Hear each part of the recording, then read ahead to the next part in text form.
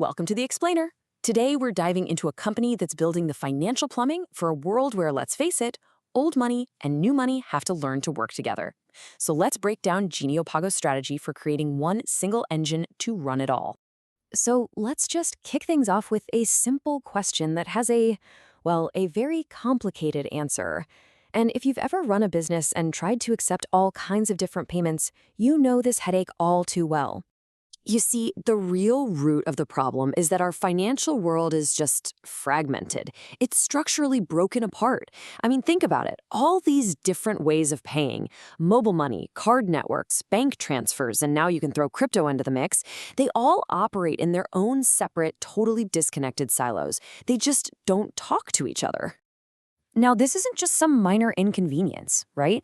It's a huge roadblock for any business trying to actually operate efficiently today. It means you're juggling multiple systems, you're dealing with settlement delays that tie up your cash, and you're facing a much higher risk of errors or even fraud. It's a mess. Okay, so how do you even begin to fix something like this?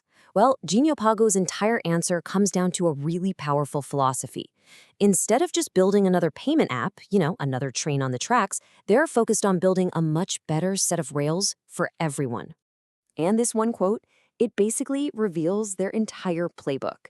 They are not trying to build another app for you and me to use. No. Instead, they're building the highways, the interchanges that let all the banks, merchants, and other fintech companies move value between each other without all the friction. They call it connective infrastructure. And really, the best way to think about it is like a universal adapter for money. It's this single, secure, and regulated layer that just sits in the middle of everything. And it allows all those different systems to finally plug into each other and actually work together. So how does this infrastructure-first idea actually work to bring all these payments together? Let's take a look at how it handles both the traditional money we're using every day and the new digital assets that are shaping the future. Okay, I know this chart looks a little complex at first glance, but it shows a really simple and powerful idea. Just follow the arrows with me. It doesn't matter if a payment starts out as mobile money or a credit card swipe or even a crypto transaction, they all get funneled into the exact same central system. And once they're in there, they go through the same security checks, get recorded on the same ledger, and then get settled. It's all about turning that chaos into a single, predictable flow. This whole thing is really built on three core pillars. First, there's aggregation. You get one single connection point for every single payment type. Done. Second, processing, smart, real-time routing for all your transactions. And third, settlement, a totally controlled and automated system that makes sure the money gets where it needs to go every single time. And this brings us to what I think is the most critical part of their whole model, how they actually use cryptocurrency. This is where their philosophy gets really interesting, because it's so different from the usual story we hear about crypto, the speculation getting rich overnight. For Genio Pago, crypto is not about trading or hype or what the price is doing today. It's just a tool. They see it as a new, incredibly efficient settlement rail, just another set of train tracks, really, for moving value from point A to point B as fast and as cheaply as possible. And this difference is everything. It's crucial.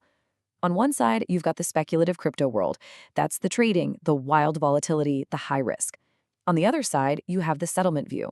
And that is where Genio Pago lives. It's their whole focus.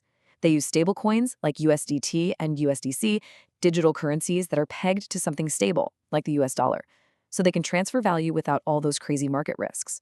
And this philosophy isn't just an idea.